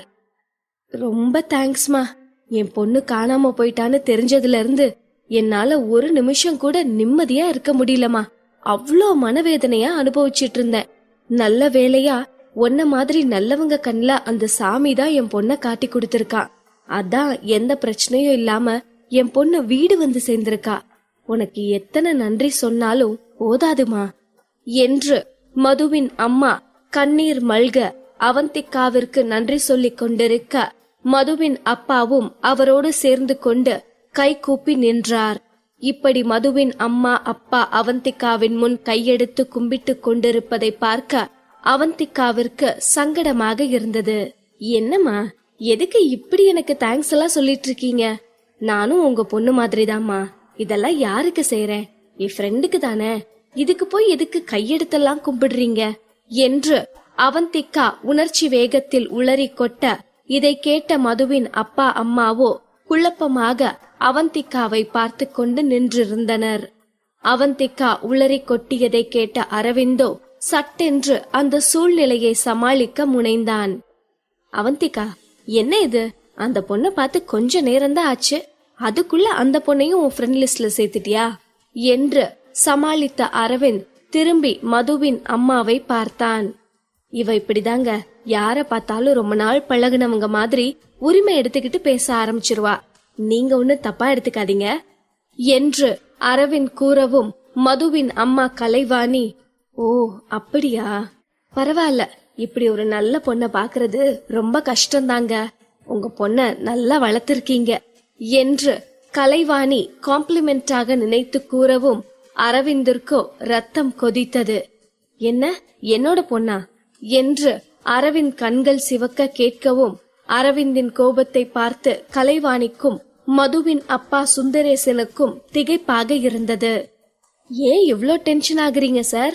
கலைவாணி ஏதாவது தப்பா பேசிட்டாளா என்று சுந்தரேசன் குழப்பமாக கேட்க, ஜீவாவோ சுதாரித்து கொண்டு பேச ஆரம்பித்தான். சார், அப்படியெல்லாம் ஒண்ணும் இல்ல, இவரு என்னோட அப்பா, இவங்க என்னோட வைஃப், அதான் நீங்க பொண்ணுன்னு சொல்லவும் அப்பா கொஞ்சம் டென்ஷன் ஆகிட்டாரு. நீங்க ஒண்ணு தப்பா எடுத்துக்காதீங்க, இவர் இப்படிதான் இதுக்கு எடுத்தாலும் டென்ஷன் ஆவாரு என்று ஜீவா வேண்டுமென்றே அவந்திகாவை தன் மனைவி என்று அறிமுகப்படுத்திக் கொள்ளவும், இதை கேட்ட அவந்திகாவிற்கும் அரவிந்திற்கும் பெரும் அதிர்ச்சியாக இருந்தது. அரவிந்தோ கோபத்தின் உச்சிக்கே சென்றிருந்தான். ஆனால் அரவிந்த் அவனின் கோபத்தை கொட்டி தீர்ப்பதற்கு முன் சுந்தரேசனோ, கலைவாணி, முதல்ல அவங்கள உள்ள கூட்டிட்டு போலாம், வாசல்லையே நிக்க வச்சு எல்லாத்தையும் பேசணுமா? சார் வாங்க சார், எல்லாரும் உள்ள போய் பேசிக்கலாம் வாங்க என்று விடாப்பிடியாக மூவரையும் வீட்டிற்குள் அழைத்து சென்றார். அரவிந்தோ ஜீவாவை முறைத்து கொண்டே வீட்டிற்குள் செல்ல, அவந்திகாவோ ஜீவா கொடுத்த அதிர்ச்சியில் அரவிந்த் என்ன செய்வானோ என்று பயந்தபடி வீட்டிற்குள் போனாள். ஆனால் வீட்டிற்குள்ளே அடுத்த பிரச்சனை ஆரம்பமாகி இருந்தது. மதுவை மயக்கத்திலிருந்து எழுப்பி அவளை குற்றவாளி மாதிரி கேள்வி மேல் கேள்வியாக கேட்டுக்கொண்டு ஒரு கூட்டமே மதுவை சுற்றி நின்று கொண்டிருக்க, மதுவோ அவர்களுக்கு நடுவில் அமர்ந்து கொண்டு வேர்க்க வியர்க்க நடுங்கியபடி அமர்ந்திருந்தாள். சொல்லு, யார் உன்னை கடத்திட்டு போனது? உன்னை கடத்திட்டு போனாங்களா இல்ல நீயே ஓடி போனியா? இத்தனை பேரை மீறி யார் உன்னை கடத்திட்டு போயிருப்பாங்க? அப்படியே உன்னை கடத்திட்டு போயிருந்தாலும் அவங்க யாருன்னு பாத்திருப்பேல. சொல்லு, உன்னை கடத்திட்டு போனவன் எப்படி இருந்தா? உன்னை எங்க கொண்டு போய் வச்சிருந்தா? நீ எப்படி அவங்க கிட்ட இருந்து தப்பிச்சு வந்த? சொல்லுடி, இப்ப வாயை திறக்காம ஊமச்சி மாதிரி உட்கார்ந்துருக்க, நாங்க உன்னை விட்டுருவோமா? இப்போ என்ன நடந்துச்சுன்னு சொல்றியா இல்லையா என்று மதுவை மாறி மாறி மிரட்டி கொண்டிருக்க, இதை பார்த்ததும் அவந்திகா ஜெர்க்காகி மதுவிடம் ஓடி போய் நின்றாள். எல்லாரும் என்ன பண்றீங்க? பிளீஸ் கொஞ்சம் விலகி நில்லுங்க, கொஞ்சம் ஸ்பேஸ் விடுங்க. பாவம் இந்த பொண்ணு இப்பதான் மயக்கத்துல இருந்து முழிச்சிருக்கு. இப்படி சுத்தி வளைச்சு நின்னுட்டு கேள்வி மேல கேள்வியா கேட்டுட்டு இருந்தீங்கன்னா மறுபடியும் மயக்கம் போட்டாலும் போட்டுருவா. நான் சொல்றது புரியுதா என்று அவந்திகா மதுவுக்கு ஒரு ஹிண்ட் கொடுக்கவும், அதுவரை பயந்தபடி அமர்ந்திருந்த மதுவோ அவந்திகாவின் ஐடியாவை கேட்ச் பிடித்து கொண்டு மறுபடியும் மயக்கம் வந்த மாதிரி சோஃபாவில் சாய்ந்தாள். இதை பார்த்ததும் உள்ளுக்குள் சந்தோஷப்பட்டு கொண்ட அவந்திகா அங்கிருந்தவர்களை பார்த்து, பாருங்க, நான் தான் சொன்னேன்ல, இவங்க ரொம்ப பயந்து போயிருக்காங்க, நடந்ததை பத்தி விசாரிக்க இது டைம் இல்ல, கொஞ்சமாவது இந்த பொண்ண ரிலாக்ஸா இருக்க விடுங்க. நடந்த இன்சிடென்ட்ல இவ ரொம்பவே பேனிக் ஆயிருக்கா, சோ இப்போ நீங்க கொஞ்சம் பொறுமையாத்தான் இருந்தாகணும் என்று அங்கிருந்தவர்களிடம் பேசியவள் கலைவாணியை பார்த்து, அம்மா நீங்களாவது சொல்லுங்க, இப்படி வந்ததும் வராததுமா இத்தனை பேர் சுத்தி நின்னுட்டு விசாரிச்சா பாவம் இவ என்னதான் பண்ணுவா? ரோட்ல உங்க பொண்ணு தனியா மயங்கி கிடந்த நிலைய பாத்திருந்தீங்கன்னா நீங்க இப்படி எல்லாம் இவள விசாரிச்சிட்டு இருக்க மாட்டீங்க. அத பார்த்து எனக்கே கண்ணு கலங்கிடுச்சு. ஆனா உங்க சொந்த பொண்ண என்னவோ குற்றவாளி மாதிரி இவங்க ட்ரீட் பண்ணிட்டு இருக்காங்க. ஆனா நீங்க என்னன்னா இதெல்லாம் வேடிக்கை பார்த்துட்டு இருக்கீங்க. இதுவே உங்க இடத்துல நான் இருந்திருந்தா எனக்கு என் பொண்ணுதான் முக்கியம்னு இந்நேரம் என் பொண்ணோட ஹெல்த்த பத்தி தான் யோசிச்சிருப்பேன். இப்படி யார் வேணும்னாலும் என்ன வேணாலும் பண்ணட்டும், இதுக்கும் எனக்கும் சம்பந்தமே இல்லைங்கிற மாதிரி நின்னுட்டு இருக்க மாட்டேன் என்றவள் ஒரு பெருமூச்சு விட்டுக்கொண்டு, என்ன பண்றது, எல்லா அம்மாவும் ஒரே மாதிரி இருக்கிறது இல்லையே என்று கலைவாணிக்கு அவளின் மகளின் மீது பாசம் இல்லாததைப் போல அவந்திகா பேசவும், அதை கேட்டு கலைவாணியின் தாய்ப்பாசம் பொங்கி எழுந்தது. அதுவரை சொந்தக்காரர்கள் ஆயிற்றே, இவர்களை மீறி என்ன செய்வது என்று பொறுமையாக இருந்த கலைவாணி முதல் முறையாக பொங்கி எழுந்து பேச ஆரம்பித்தாள். எல்லாரும் என் பொண்ண நிம்மதியா இருக்க விடுறீங்களா? நீங்கெல்லாம் சொன்னதாலதான் சேகருக்கு என் பொண்ண கட்டி வைக்க சம்மதிச்சேன். என் பொண்ணு கிட்ட கூட சொல்லாம அவசர அவசரமா கல்யாண ஏற்பாடு பண்ணீங்க. என் பொண்ண ரூம்குள்ள அடைச்சு வச்சீங்க. என் பொண்ணுக்கு பிடிக்காத கல்யாணமா இருந்தாலும் சொந்தம் விட்டு போயிடக்கூடாதுன்னு தான் எல்லாத்தையும் வாய மூடிட்டு வேடிக்கை பார்த்தேன். ஆனா இப்போ என் பொண்ண யாரோ கடத்திட்டு போய் அவ உயிர் பொழைச்சு திரும்பி வந்திருக்கா. இந்த நிலைமையில கூட என் பொண்ணையே குத்த சொல்லி கொலகாரனா விசாரிக்கிற மாதிரி விசாரிச்சுட்டு இருக்கீங்க. இதுக்கு மேலையும் என்னால இதெல்லாம் பாத்துட்டு சும்மா இருக்க முடியாது. இதுக்கு மேல யாரும் என் பொண்ணு கிட்ட எந்த கேள்வியும் கேட்க கூடாது என்றவள் அங்கிருந்த சின்ன பெண்ணிடம் திரும்பி, காயத்ரி, நீ அக்காவை உள்ள கூட்டிட்டு போ. இதுக்கு மேல யாராவது மதுவை ஏதாவது கேட்டீங்கன்னா அப்புறம் இந்த கலைவாணி யாருன்னு தெரியும் என்று கலைவாணி உறுதியான குரலில் பேசவும், அங்கிருந்தவர்களுக்கோ கலைவாணியை மீறி அதற்கு மேல் ஒரு வார்த்தை கூட பேச தைரியம் இருக்கவில்லை. மதுவின் அப்பாவோ கலைவாணியா இப்படி பேசுவது என்று சந்தோஷமும் திகைப்புமாக பார்த்து கொண்டிருந்தார். அதுவரையிலும் அங்கு நடந்த அத்தனையையும் ஒரு வார்த்தை கூட பேசாமல் பொறுமையாக வேடிக்கை பார்த்து கொண்டிருந்த கலைவாணி இப்படி திடீரென்று கோபப்பட்டு பேசுவதை பார்த்ததும் ஷாக் ஆகி நின்றார்கள். இதற்கு மேலும் இந்த பேச்சை வளர்த்தால் குடும்பத்திற்குள்ளேயே குழப்பமாகிவிடும் என்று உணர்ந்தவர்கள் ஆளுக்கொரு திசையாய் போய் அந்த பிரச்சனைக்கு அப்போதைக்கு முழுக்கு போட்டனர். ஒவ்வொருவராக அங்கிருந்து இடத்தை காலி செய்த பிறகு கலைவாணி அவந்திகாவை திரும்பி பார்த்தாள். அவந்திகாவோ கலைவாணி பேசுவதற்கு முன் அவளின் அருகில் வந்து நின்று அவளின் கையை பிடித்து கொண்டு, சாரிமா, நான் அப்படி பேசியிருக்க கூடாது. நான் பேசினது கண்டிப்பா உங்களுக்கு ஹர்ட் ஆகியிருக்கும். ரொம்ப சாரிமா என்று வருத்தத்தோடு கூற, கலைவாணியோ அவந்திகாவை பார்த்து புன்னகைத்தாள். இல்லம்மா, நீ ஏன் சாரி கேக்குற? நான் தான் உனக்கு தேங்க்ஸ் சொல்லணும். நீ அப்படி பேசலனா என் பொண்ணை இத்தனை பேர் சுத்தி நின்னுட்டு கேள்வி கேக்குறத இப்பவும் நான் வேடிக்கை தான் பாத்துட்டு இருந்திருப்பேன். என்ன பண்றது, சொந்தம் சொந்தம்னு இவ்ளோ தூரம் பொறுத்து போனது ஏன் தப்புதான். நான் இவ்ளோ பொறுத்து போயும் அதுக்கு என்ன பலன் கிடைச்சது? இன்னைக்கும் என் பொண்ணத்தான குத்தம் சொல்றாங்க. இதுக்கு மேலையும் இவங்களுக்காக என் பொண்ணு வாழ்க்கைய என்னால பாழாக்க முடியாது. இவங்க எல்லாரையும் விட என் பொண்ணுதான் எனக்கு முக்கியம். இத நீதாமா எனக்கு உணர வச்சிருக்க. ரொம்ப தேங்க்ஸ்மா என்று கலைவாணி கண்கள் கலங்க பேச, அதை பார்த்த அவந்திகாவிற்கோ குதூகலமானது. எஸ், இதத்தான் நான் எதிர்பார்த்தேன். என்னோட முதல் திட்டமே இதுதானே. எங்களோட கூட்டத்துல முதல் ஆளா உங்களை சேர்க்கறதுக்கு தானே அவ்வளோ பேசினேன். ஆனா இவ்ளோ சீக்கிரத்துல நீங்க எங்க பக்கம் சாய்வீங்கன்னு நான் நினைச்சு கூட பாக்கலமா. பரவாயில்ல, இந்த வெற்றி தான் எங்களோட திட்டத்துக்கான துவக்க விழா. I am so happy. My dear கடவுளே, இதே மாதிரி நாங்க வந்த காரியத்தை சிறப்பா செஞ்சு முடிக்க ஹெல்ப் பண்ணுங்க. அப்படி மட்டும் செஞ்சா நான் மது செலவுல அன்னதானம் போடுறேன். பார்த்து பண்ணு கடவுளே என்று அவந்திகா கடவுளோடு டீல் போட்டு கொண்டிருக்க, சுந்தரேசனோ கலைவாணியின் அருகில் வந்து நின்று பேச ஆரம்பித்தார். கலை, இன்னைக்கு தாமா நீ சரியா பேசியிருக்க. எல்லாரையும் விட நம்ம பொண்ணுதான் நமக்கு முக்கியங்கிறத நீ புரிஞ்சுகிட்டல்ல. எனக்கு இதுவே போதுமா என்று கலைவாணியிடம் பேசியவர் அவந்திகாவிடம் திரும்பி, கலைவாணி சொன்ன மாதிரி உனக்கு தாமா நாங்க தேங்க்ஸ் சொல்லணும்.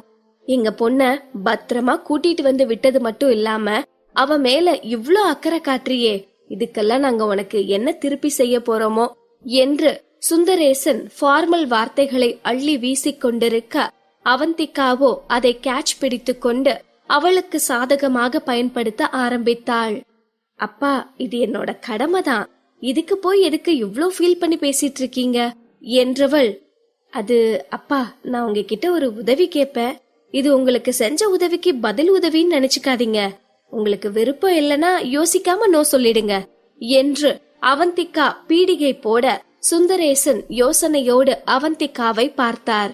என்னம்மா, என்னன்னு சொல்லு என்று சுந்தரேசன் கேட்கவும், எப்படி கேக்குறதுன்னு தெரியலப்பா, நீங்க தப்பா நினைச்சுக்க கூடாது. அது நாங்க சென்னையில இருக்கோம். எங்களோட சொந்தக்காரங்க வீட்டுக்கு போயிட்டு ரிட்டர்ன் கிளம்பும் போதுதான் உங்க பொண்ண வழியில பார்த்து கூட்டிட்டு வந்தோம். சோ நாங்க போக வேண்டிய ஃபிளைட்ட நாங்க மிஸ் பண்ணிட்டோம். இதுக்கு மேல டிக்கெட் புக் பண்ணி போறது பாசிபிள் இல்ல.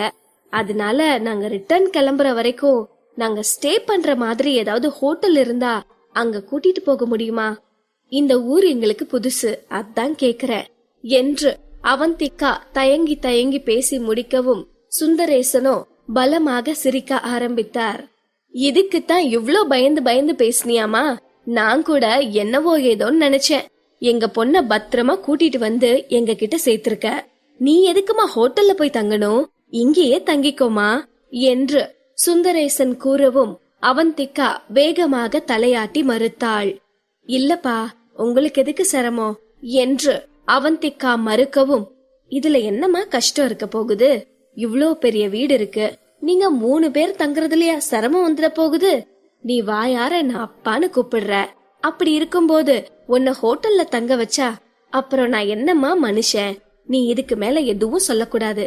நீங்க இங்கதான் தங்கணும் என்று சுந்தரேசன் உறுதியாக கூறவும் அவந்திகாவிற்கோ அவளின் அடுத்த திட்டமும் வெற்றி அடைந்ததை நினைத்து சந்தோஷ மழையில் நனைய ஆரம்பித்தாள். அதே சந்தோஷத்தோடு அரவிந்தையும் ஜீவாவையும் திரும்பி பார்த்த அவந்திகாவிற்கோ அரவிந்த் இன்னமும் ஜீவாவை முறைத்து பார்த்தபடி நின்று கொண்டிருப்பதை பார்த்ததும் திக்கென்று ஆனது. ஓ மை காட், ஊர்ல இருக்க எல்லா பிரச்சனை தீர்ந்தாலும் இந்த அரவிந்த் சார் பிரச்சனை மட்டும் தீரவே தீராது போல இருக்கு.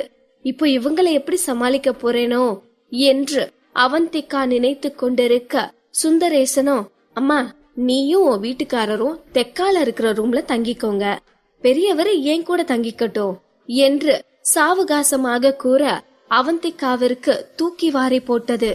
ஏற்கனவே அவந்திகாவை ஜீவாவின் மனைவி என்று அறிமுகப்படுத்தி வைத்ததிலேயே அரவிந்த் கொதித்து போயிருக்க இதில் இது வேறையா என்று அவந்திகா பயத்தோடு அரவிந்தை பார்த்து கொண்டிருக்க அரவிந்தோ கோபத்தில் கொதித்து கொண்டிருந்தான். எரிகின்ற நெருப்பில் எண்ணெய் ஊற்றினால் பரவாயில்லை, எரிமலையில் ஊற்றினால் விபரீதங்கள் வெடிக்கத்தானே செய்யும். பாகம் 110. அவந்திகாவையும் ஜீவாவையும் ஒரே ரூமில் தங்கிக் கொள்ளுமாறு சுந்தரேசன் கூறியதும் அதை கேட்ட அரவிந்த் கோபத்தின் உச்சிக்கே சென்றிருந்தான்.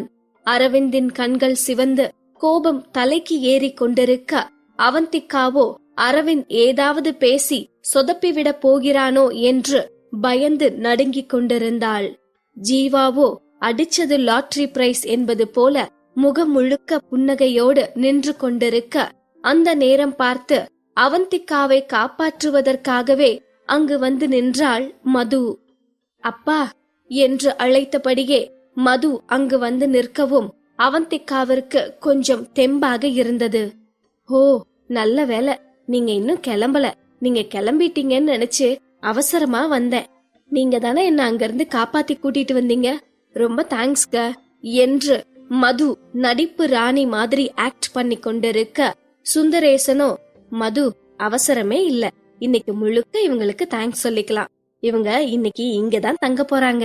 உன்னை கூட்டிட்டு வந்ததுல இவங்க போக வேண்டிய பிளைட்ட விட்டுட்டாங்களாம், அதான் இங்கேயே தங்க சொல்லிட்டேன் என்றவர் கலைவாணியிடம் திரும்பி, கலை இவங்களுக்கு குடிக்க ஏதாவது குடுத்தியா? வந்ததுல இருந்து நிக்க வச்சே பேசிட்டு இருக்க என்று சுந்தரேசன் கேட்கவும் கலைவாணி பதறி போய், ஐயோ இங்க நடந்த கூத்துல இத மறந்துட்டேன், இருங்க நான் காஃபி எடுத்துட்டு வரேன் என்று கிச்சனுக்கு ஓடினாள். கலைவாணி அங்கிருந்து போனதும் மதுவை பார்த்த சுந்தரேசன், மது இவங்க 2 பேரையும் தெற்கால இருக்க கடைசி ரூமுக்கு கூட்டிட்டு போ என்று கூறவும் மதுவோ சுந்தரேசன் சொல்வதை புரிந்து கொள்ள முடியாமல் திரு திருவென்று முழித்தாள். அப்பா இவங்க 2 பேரையுமா? அப்பா அவரு என்று மது அரவிந்தை கை காட்டி யோசனையோடு கேட்க, பெரியவராமா, அவரு ஏ ரூம்ல தங்கிக்கட்டும் என்று சுந்தரேசன் கூறவும் மதுவிற்கு பதற்றமானது. அது எப்படிப்பா, அவங்க 2 பேரையும் ஒரே ரூம்ல தங்க சொல்றது அது சரி வராது என்று மது டென்ஷனாக கூற சுந்தரேசனோ அவந்திகாவை பார்த்து சங்கடமாக சிரித்தார். என்ன மது, அவங்க 2 பேரும் புருஷன் பொண்டாட்டி, அவங்க 2 பேரும் ஒரே ரூம்ல தங்குனா என்ன? என்ன உளறிட்டு இருக்க என்றவர் அவந்திகாவை பார்த்து, அவ கிடக்குறாமா, அவ பேசுறதெல்லாம் பெருசா எடுத்துக்காத என்று கூறியவர் ஏதோ நினைவு வந்ததைப் போல அவந்திகாவை பார்த்து பேச ஆரம்பித்தார். ஆமாமா, உன் பேர் என்ன? வந்ததுல இருந்து பேரை கூட கேட்காம பேசிட்டு இருக்கே என்று சுந்தரேசன் கேட்கவும், மதுவோ முந்திரி கொட்டை மாதிரி முந்திக்கொண்டு அவந்திகாப்பா என்று கூற சுந்தரேசன் மதுவை குழப்பமாக பார்த்தார். ஆமா, அந்த பொண்ணு பேரு உனக்கு எப்படி தெரியும்? இவ்ளோ நேரமா பேசிட்டு இருக்க எனக்கே தெரியல என்று சுந்தரேசன் யோசனையாக கேட்கவும், அப்பொழுதுதான் மதுவிற்கு அவள் உளறியதே தெரிந்தது.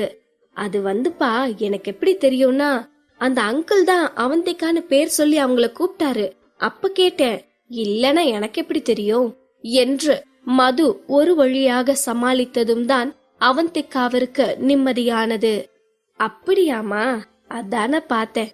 சரி சரி, நீ இவங்களை கூட்டிட்டு போய் ரூம காட்டு என்று சுந்தரேசன் மறுபடியும் ரூம் மேட்டருக்கு வரவும், ஜீவாவை தவிர மீதி மூவரும் கடுப்பானார்கள்.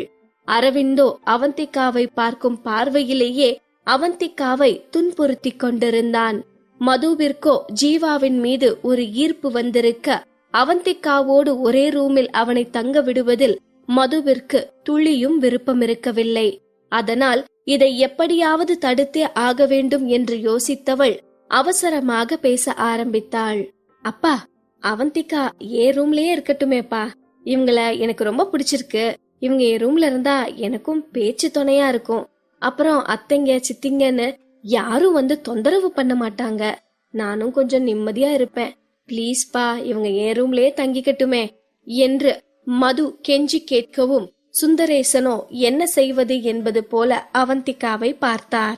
அவந்திகாவிற்கோ அரவிந்திடமிருந்து தப்பித்தால் போதும் என்று இருக்க, அப்பா ஒன்னும் பிரச்சனை இல்ல, நான் மது ரூம்ல தங்கிக்கிறேன், அங்கிளும் அவரு ஒரு ரூம்ல தங்கிக்கட்டும் என்று கூற, ஒரு வழியாக ரூம் பிரச்சனை ஒரு தீர்வுக்கு வந்தது.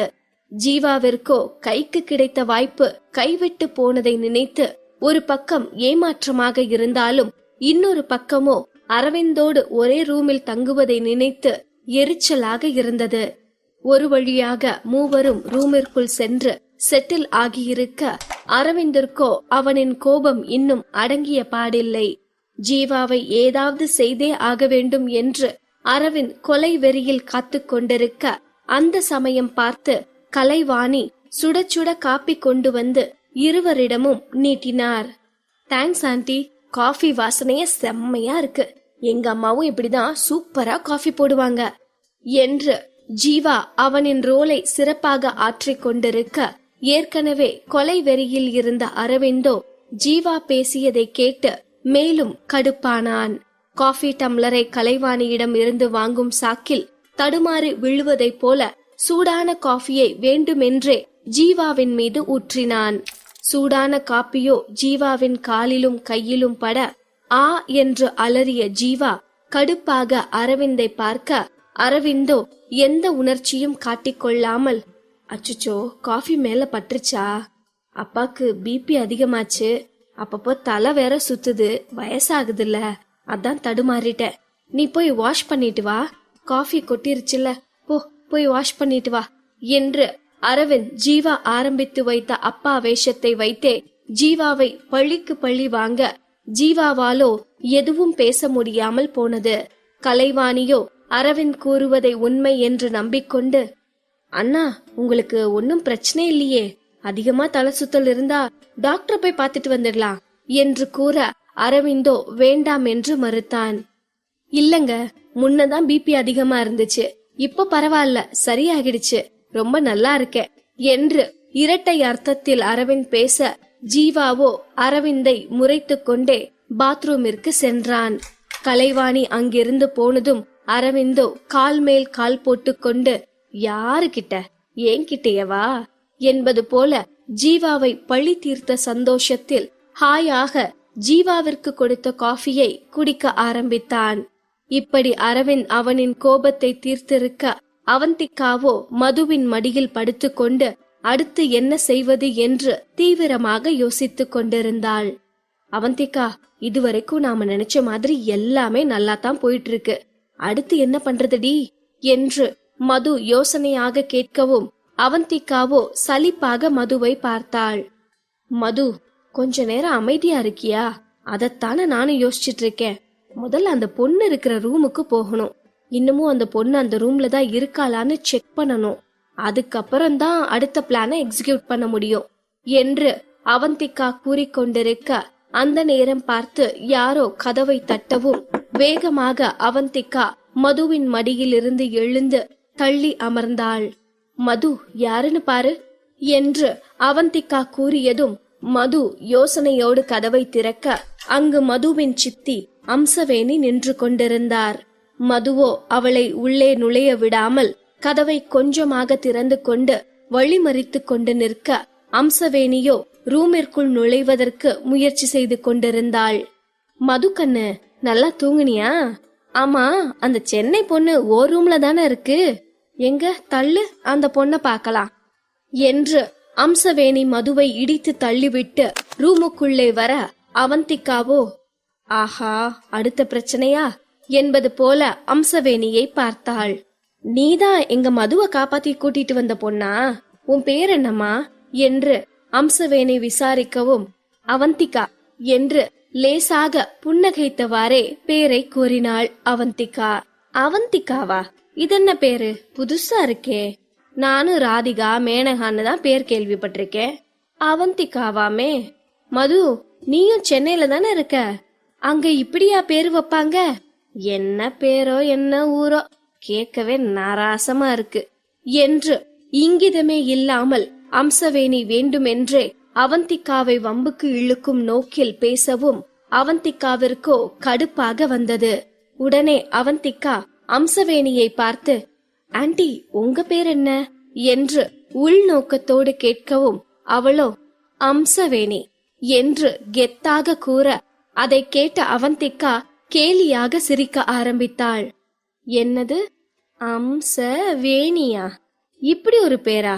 இந்த காலத்துல இப்படியும் பேர் இருக்கிறவங்க இருக்காங்களா? காமெடியா இருக்கு. நீங்க மட்டும் சென்னைக்கு வந்தீங்கன்னு வைங்க, இந்த பேருக்காகவே உங்களை மியூசியம்ல உட்கார வைக்கலாம்.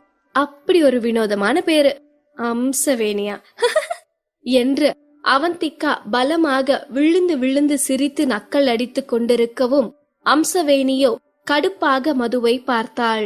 ஆனாலும் இந்த சென்னைக்காரங்களுக்கு இருக்கிற கொழுப்புக்கு குறைச்சல் இல்ல என்று உதட்டை பிதுக்கியவள், சரியான திமிரு பிடிச்சவளா இருக்காளே, இந்நேரம் இவன் மட்டும் எனக்கு மருமவளா வந்திருக்கணும். வாய கிழிச்சு வாசப்படியில உட்கார வச்சிருப்பேன். இவகிட்ட வாய கொடுத்ததுக்கு என்ன சொல்லணும் என்று முணுமுணுத்தபடியே அம்சவேணி அந்த அறையை விட்டு வெளியேறினாள். மதுவோ அவந்திகாவை வியப்பாக பார்த்து, என்னடி, எங்க அம்சவேணி சித்திய இப்படி கலாய்ச்சி விட்டுட்டியே என்று கேட்க அதுவரை சிரித்து கொண்டிருந்த அவந்திகா சிரிப்பை நிறுத்திவிட்டு மதுவை பார்த்தாள். ஆமா, அடி பொடிங்க, வந்ததும் என் பேரை வச்சு என்னை எப்படி நக்கல் அடிச்சதுன்னு பாத்தியா? அப்புறம் நான் மட்டும் சும்மாவா இருப்பேன் என்று அவந்திகா கூறவும், சரிதாண்டி, இருந்தாலும் அம்சவேணி நல்ல பேரு தாண்டி என்று கூறிவிட்டு சிரித்தாள் மது. ஆமா ஆமா, நல்ல பேருதான், யார் இல்லன்னு சொன்னாங்க? நல்ல பேரெல்லாம் நல்ல ஆளுங்களுக்கு வைக்கணும். இப்படி வம்பு பிடிச்ச ஆளுக்கு வச்சா இப்படித்தான் ஆகும். ஆனா ஒண்ணு, இப்படி சிரிக்கிற மாதிரி நடிக்கிறது இருக்கே, ரொம்ப கஷ்டம் மது. வாயே வலிக்குது. சரி மது, முதல்ல நீ கதவை லாக் பண்ணு. இனி யாராவது வந்து கதவை தட்டுனா உள்ள விடாம பேசி அப்படியே அனுப்பி விட்டுரு. இவங்க கிட்ட பேசி பேசி என் எனர்ஜி எல்லாம் போயிடும் போல இருக்கு என்று அவந்திகா சலித்து கொண்டிருக்க அந்த நேரம் பார்த்து கலைவாணி அறைக்குள் வந்திருந்தாள். என்னம்மா, என்ன பேசிட்டு இருக்கீங்க? ஒரே சிரிப்பு சத்தமா இருந்துச்சு என்று கலைவாணி கேட்டுக்கொண்டே உள்ளே நுழையவும் அவந்திகாவிற்கு திக்கென்று ஆனது. ஆனால் மதுவோ சுதாரித்து கொண்டு, அதுவாமா, அம்சவேணி சித்தி வந்தாங்க. அவங்க வந்ததும் அவந்திகாவை வம்பு கிழக்க ஆரம்பிச்சாங்க. ஆனா இவங்க சித்திக்கே நோஸ்கட் கொடுத்து கலாய்ச்சி விட்டுட்டாங்க. அதான் அத பத்தி பேசிதான் சிரிச்சிட்டு இருந்தோம் என்று மது சர்வசாதாரணமாக சொல்லிவிட்டு சிரிக்க அதை கேட்டு கலைவாணியும் புன்னகைத்தார். உன் சித்திக்கு வேற வேலையே இல்ல, யார் கிடப்பாங்க, வம்புக்கு இழுக்கலாம்னே சுத்திட்டு இருப்பா. அவந்திகா, நீ அவ பேசுனதெல்லாம் பெருசா எடுத்துக்காதமா, அவ அப்படிதான் என்றவள், வாமா சாப்பிடலாம், சமையல் ரெடி ஆச்சு என்று அவந்திகாவை சாப்பிட அழைத்தாள். அவந்திகாவோ, அது வந்துமா கொஞ்ச நேரம் போகட்டும் என்று கூறிவிட்டு, அம்மா நான் உன்னை கேட்டா அதிக பிரசங்கின்னு நினைக்க மாட்டீங்களே என்று கேட்கவும், என்ன என்பது போல் அவந்திகாவை பார்த்தார் கலைவாணி. அது இந்த மாதிரி கிராமத்து பெரிய வீடுகள் எல்லாம் நான் படத்துல தாமா பாத்திருக்கேன், இப்பதான் நேர்ல பாக்குறேன். அதான் இந்த வீட்டை சுத்தி பார்க்கணும்னு ஆசையா இருக்கு. நான் இந்த வீட்டை சுத்தி பார்க்கலாமா என்று அவந்திகா தயக்கத்தோடு கேட்க, கலைவாணியோ சில வினாடிகள் யோசித்து விட்டு, அதுக்கு என்னமா சுத்தி பார்க்கலாம், ஆனா வீட்டுல சொந்தக்காரங்க எல்லாரும் இருக்காங்க, ஒவ்வொருத்தரும் ஒவ்வொரு ரகம், அதான் யோசிக்கிறேன். யாராவது ஏதாவது சொல்லிடுவாங்க, அப்புறம் சங்கடம் ஆயிடும் என்று கலைவாணி சங்கடமாக கூறவும், அவந்திகாவோ முகத்தை சுருக்கி கொண்டாள். ஓ அப்படியாமா, சரி விடுங்க, உங்களுக்கு எதுக்கு சங்கடம், பரவாயில்ல. அது எனக்கு ரொம்ப ஆசையா இருந்துச்சு, அதான் கேட்டுட்டேன். இந்த மாதிரி வீட்டுல வாழணும்னு எனக்கு ரொம்ப ஆசைமா, ஆனா அதுக்குதான் எனக்கு கொடுத்து வைக்கல. அட்லீஸ்ட் சுத்தி பார்த்தாவது அந்த ஆசைய போக்கிக்கணும்னு நினைச்சேன், அவ்வளவுதான், விடுங்க என்று அவந்திகா சோகமாக கூறவும், கலைவாணிக்கோ ஒரு மாதிரி ஆகிவிட்டது. அவந்திகாவின் வாடிய முகத்தை பார்த்தவள், சரிமா, யார் என்ன சொன்னா என்ன, பாத்துக்கலாம் வா, நானே உனக்கு இந்த வீட்டை சுத்தி காட்டுறேன் என்று கலைவாணி கூறவும், மதுவுக்கும் அவந்திகாவிற்கும் சந்தோஷம் தாங்க முடியவில்லை. வீட்டை சுற்றி பார்க்கும் சாக்கில் சேகரின் காதலி இருக்கும் ரூமை நோட்டம் விடுவதுதான் அவந்திகாவின் திட்டமே. அதுவும் பலிக்க போகிறது என்று அவந்திகா குதூகலமாகி இருக்க, அடுத்து நடக்க போகும் கலாட்டாவை பற்றி அறியாமல் மதுவும் அவந்திகாவும் கட்டை விரலை உயர்த்தி சந்தோஷத்தை பகிர்ந்து கொண்டனர். ஆனால் எல்லாம் சரியாக நடந்தால் ஏதோ சரியில்லை என்றுதானே அர்த்தம். இது அவந்திகாவிற்கு புரியுமா என்ன?